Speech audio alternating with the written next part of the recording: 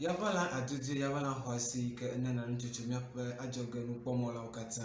Medo zɔnɔ mi va Eʋenyigba TV ƒe mɔkpɔmɔwo dzi. Miaƒe dɔwɔƒe ƒe tanɔƒea ele Germany gbeta dukɔme ke dɔwɔƒe yi ke ne le Dabla Junction le Amuga Nutsɔme Ghana dukɔme godo eye ni ke le gbɔwo ɖom le eye me ke ye de be miakɔ dukɔme nya yi ke va ka nye si ne mi kple enyatakaka bubu akɔ ada ɖe miaƒe yavala dzi ne mi enye nate agbeyime Peter ya nɔ zi me ahe nyadzɔvɛ ne mi le teƒe sia ɖe yi ke mi le kafi ne mia age ɖe nyadzɔ mia alé ŋku ɖe ŋgɔdonya alo tanya ŋuti ne mi. Food and Drugs Board Authority yi nye dɔwɔƒe yi ke kpɔna miaƒe nuɖuɖu kpakple atikenyawo dzi le Ghana dukɔme wode dzesi be COVID-19 ƒe atike yi ke nye Pfizer vaccine wa woate ŋu adoe ne nɔvi yi ke wɔ ƒe tso wi atɔ̃ hã ɖe asi ne wi andre le Ghana dukɔme. Ke mia agana mi nutsotso kɔku ɖe COVID-19 kpakple eƒe dɔléle ƒe gbegblẽ yi ke wòle Ghana dukɔme kple eƒe nutosɔsɔwo me la ŋuti. Milala matrovi ma va ne mage ɖe dukɔme nyadzɔ me ne mi. Akpeli mi be mi le ɖeka wɔm kple mi le Eʋenyigba TV mɔkpɔmɔwo dzi ke le ɣeyiɣi me yi ke mi age ɖe nyadzɔ me ne mi le miaƒe dɔwɔƒe yi ke ne le Dabla Junction. Ɖekawo hem ɖe go tso lãmesẽdzikpɔdɔwɔƒe yi ke ne le Ghana dukɔme yi nye Ghana Health Service woɖe kɔ gblɔ be dɔwɔƒe yi ke nye Food and Drugs Board Authority yi nye dɔwɔƒe yi ke kpɔna miaƒe atikenya kpakple nuɖuɖunyawo dzi le Ghana dukɔme woɖe kɔ gblɔ be Pfizer yi ke nye COVID-19 ƒe atike yi ke woado nɔ abe ame ɖeka ene yi ke ana be woƒe lãme ƒe akpoxɔnua na anɔ ete hena avuɔ kpakple COVID-19 dɔléle yi ke ge ɖe mia dukɔme tso ƒe akpekpli bla evie va yi me. Ke nyatakawo he ɖe go tso lãmesẽdzikpɔdɔwɔƒea gbɔ be Food and Drugs Board Authority FDA wodze agba yi ke wo eda asi le atike dzi hena dodo ne ɖevi yi ke wɔ ƒe tso wi atɔ̃ hã ɖe asi ne wi andre le Ghana dukɔme. Ke wodzi ye wo ɖe me be do ŋgɔ va yia dɔwɔƒe yi ke ne nuɖuɖunya kpakple atikenyawo dzi kpɔm le Ghana dukɔme wode dzesi be nɔvi yi ke wɔ ƒe tso wi enyi woku nyame yi ke wodze be woado COVID-19 kpakple eƒe atikewo katã ne gegem le Ghana dukɔme abe AstraZeneca, Johnson and Johnson kpakple etɔ bubu aɖewo yi ke wotsɔ va na dziɖuɖua yi ke awɔe be woado ne mi dukɔmeviwo yi ke ne le Ghana dukɔme ŋuti. Ke lãmesẽdzikpɔdɔwɔƒea ɖe me be ku ɖe Xmas ƒe ɣeyiɣi yi ke le ŋgɔ ne mi gbɔna ehiã kpata be woado atike yi ne sukuvi yi ke ne wole gɔmedze sukuwo me titri nɔvi yi ke wodi be yewoayi ɖe mɔkeke le teƒe didiwo be woƒe lãme ƒe akpoxɔnuwoa na anɔ gbedzi hena avuɔ kpakple COVID-19 ƒe atike yia. Ke woɖe me be le atike dodo ƒe wɔna ŋutia taɖodzinu yi ta wole atike dom ɖe nye be woana be ɖeviwo na woavu alo ŋusẽ tɔxɛ nanɔ ɖeviwo ŋuti le woƒe agbedɔwɔnawo me hena ensɔsrɔ̃ le miaƒe sukuwo me. Ke wodzi ye wo ɖe me be yomodi wɔna yi ke ado mo ɖa nenye be ɖeviwo trɔ va woƒe sukukpowo dzi yi ke fia be le COVID-19 kpakple eƒe dɔléle kple nugbegblẽwo ta woaɖe asi le ɖeviwo ŋuti be woayi ɖe aƒeme lo alo woaɖe kpɔ ɖeviwo hena woƒe dɔléle ƒe enutsitsiwo. Ke lãmesẽdɔwɔƒe yi ke woɖe me be le eƒe dzinu 11 me ke mi lea yewodze agba yi ke yewodo atike yi ke nye 3,286,399 yi ne mi tsɔe va eʋegbe me enye 3,2,2,990,390 le Ghana dukɔme godo. Ke wodzi ye wo ɖe me be le nɔviawo katã domia COVID-19 ƒe dɔléle yi ke ne le Ghana dukɔme ye nye 1,112 yi ke nye 1,112 le Ghana dukɔme godo. Ke wodzi yi ke wo ɖe me be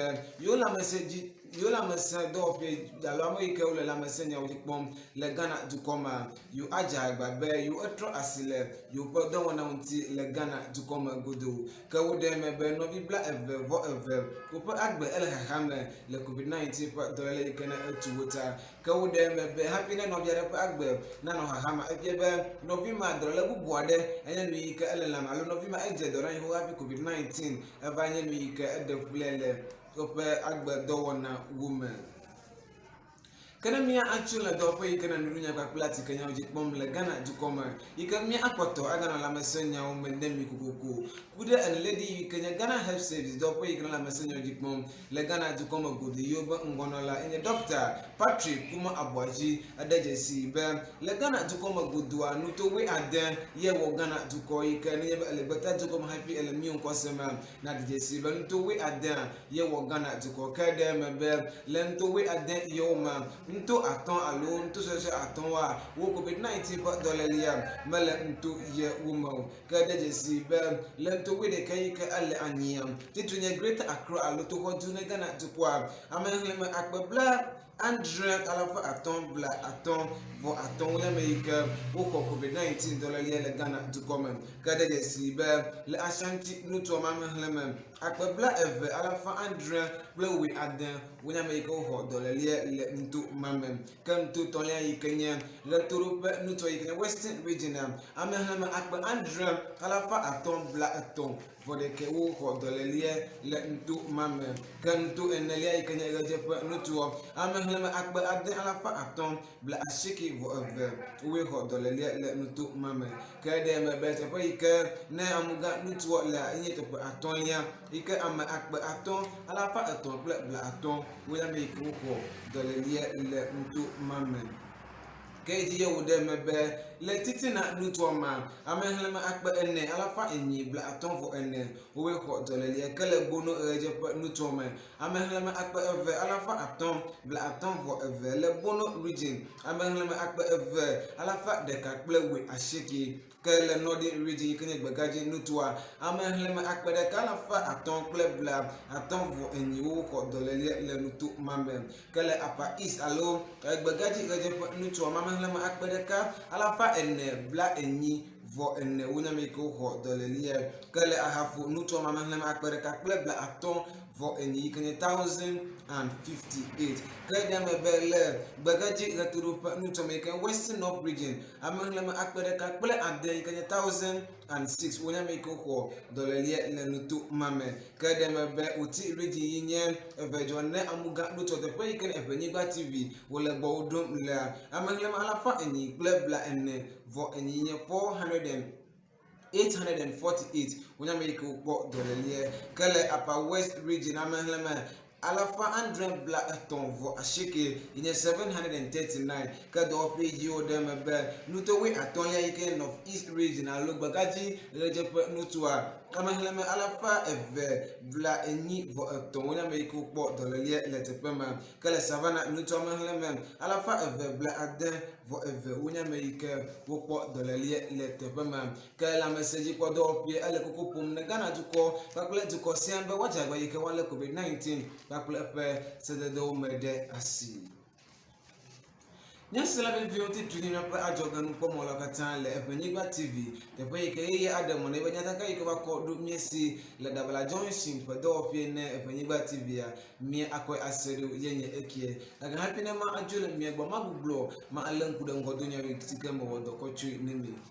Food and Drug Board Authority FDA do ko yike ne le mi pa atike nyawo pa plan dunya oji pom le Ghana jukoma woda jesi be COVID-19 pa atike yike ne pre-visa watan adu ne de vi ko ko cho wi aton that's no we Andre hana afuka kula COVID-19 dolelie ka do ko yike ne la mesenya oji pom le Ghana jukoma godwa woda jesi be no bi hleme